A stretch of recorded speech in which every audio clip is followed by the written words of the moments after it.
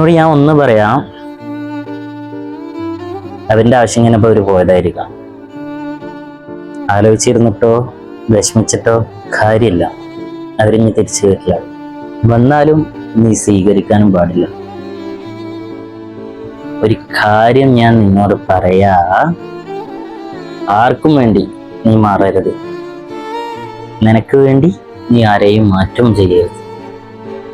അവർക്ക് നിന്നെ ഇഷ്ടമുണ്ടെങ്കിൽ, നിന്നെ അറിയുമെങ്കിൽ, നിന്നെ വേണം എന്നുണ്ടെങ്കിൽ അവർ മാറും.